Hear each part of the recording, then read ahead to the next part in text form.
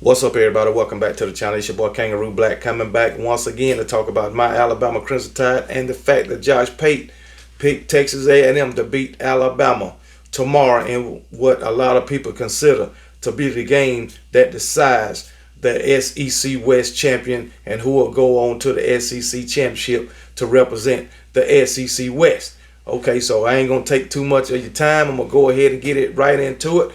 I saw this video a couple of days ago when Josh Pate was talking about all this stuff, and I came up on an article, and I'm gonna just let y'all know what he said if y'all don't already know, if you ain't already seen the video. And it goes on to say CBS Sports Josh Pate weighed in on Saturday's heavyweight matchup and picked Texas A&M to beat the Crimson Tide for the second consecutive time at Kyle Field. Now, I beg to differ. Y'all know I already picked my Alabama Crimson Tide to win, and I'm sticking with my pick.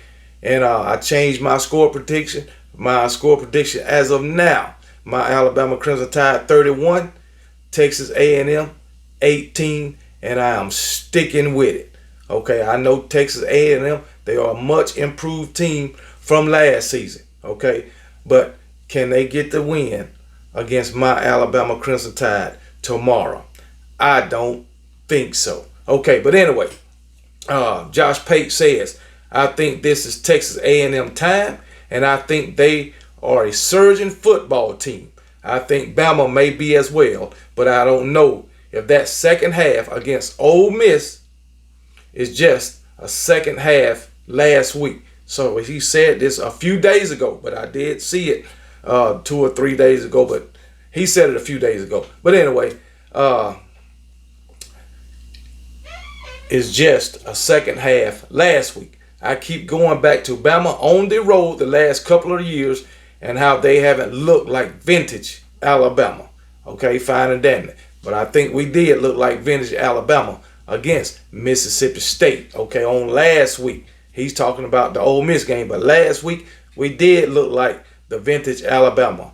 Run the ball, play good defense. Although I think Texas A&M is a better team than Ole Miss, especially defensively. Okay, I don't know if they're a better offensive team, but I do know Texas A&M is a better defensive team. And Texas A&M, they have gotten 20 sacks on the season, and I know our offensive line ain't looked up to par, most of the season.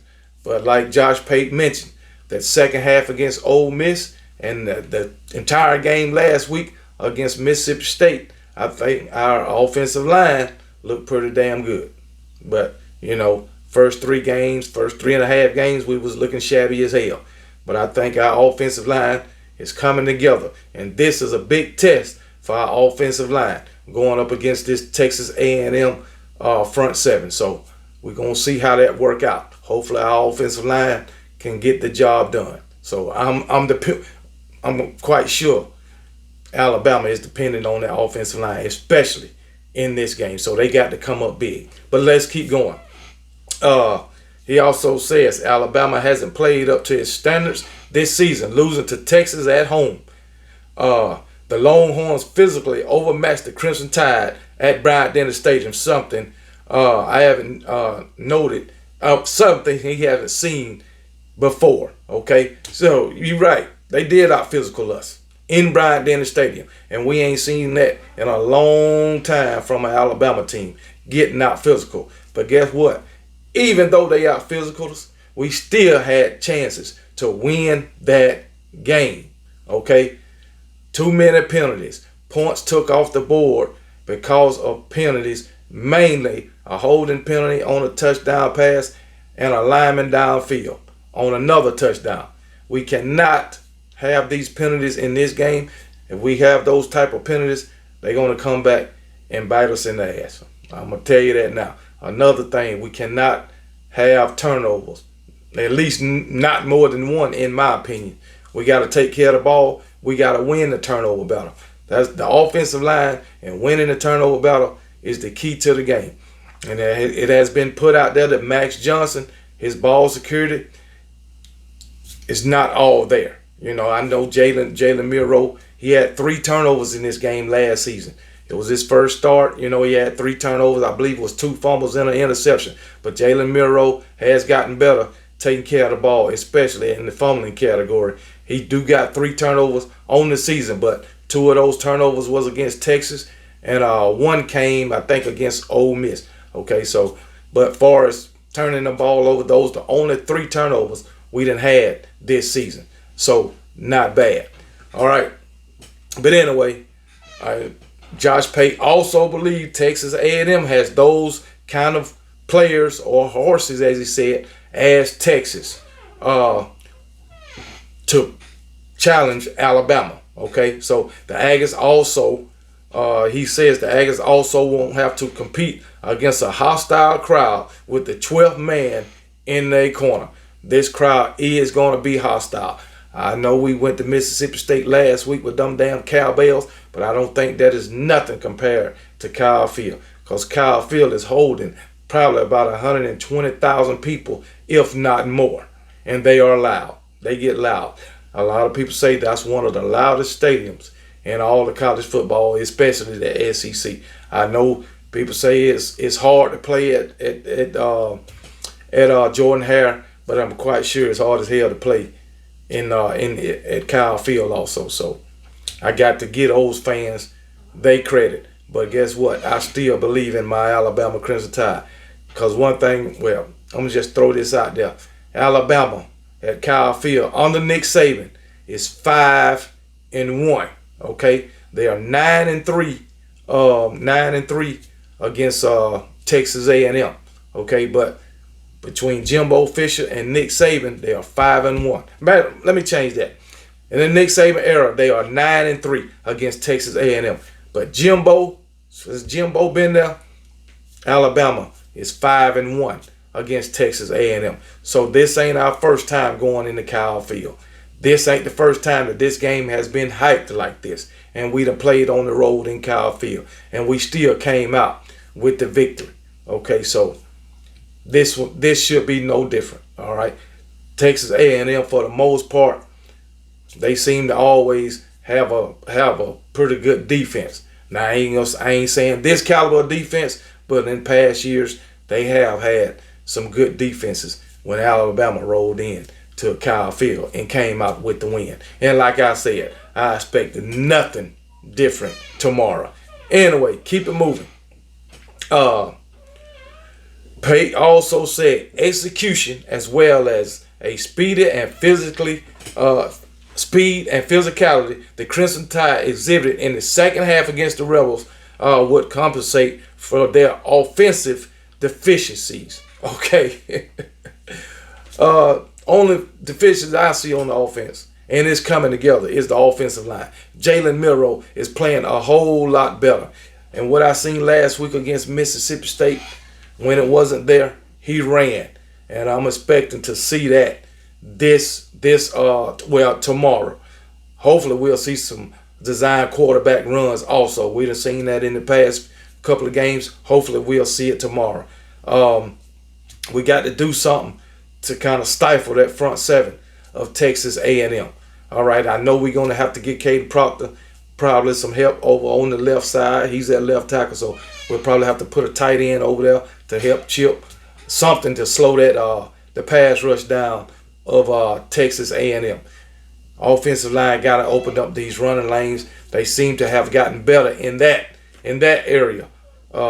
Seems like they're more confident when they are run blocking instead of pass blocking. So I guess pass blocking, they have to block a little bit longer, and they just, I don't know what's going on with the pass blocking, but hopefully tomorrow we're gonna have this thing figured out, and hopefully we giving up.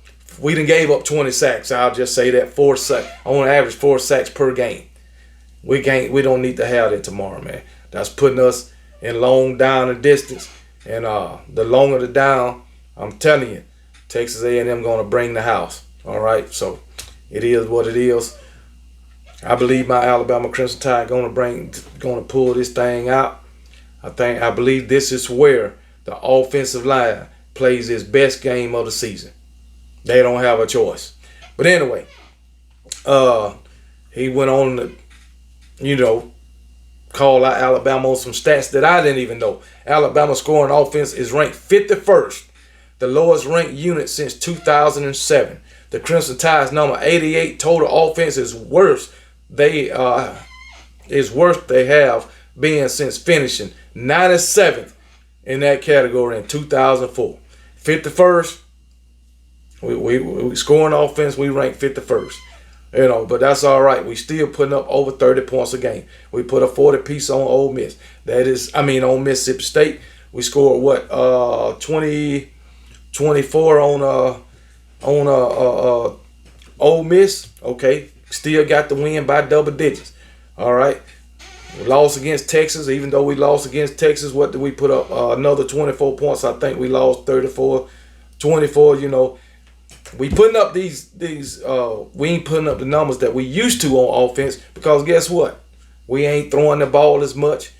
We trying to play a controlled offense. We not doing that fast-paced offense no more, because we don't have the type of quarterback to run that type of offense. All right. Since Tua and Mac Jones and Bryce Young, we was out trying to outscore everybody. I mean, you know, basically go fast. All right, and outscore everybody and play mediocre defense. This year, we playing good damn defense, depending on the run game. We didn't depend on the run game against when we had Mac Jones and Tua and Bryce. We didn't depend on the run game that much, because guess what? We had dynamic receivers and a dynamic quarterback. So hey, we got to go back to the old school when we had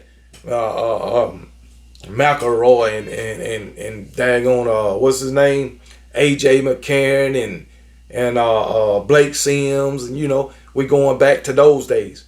Well, we done went back to those days running the ball. We ain't trying to score through the roof 40 and 50 points every damn game, but we are averaging 32 points a game, I believe. But anyway, he says while Coach Nick Saban has had overwhelming success against his former assistants, his first two losses to them both came in 2021, Jimbo and Kirby. Fisher has the chance to do it again, and he lost to Steve Sarkisian this year, game 2. So hey, that's in the past. We're gonna let that go. All right.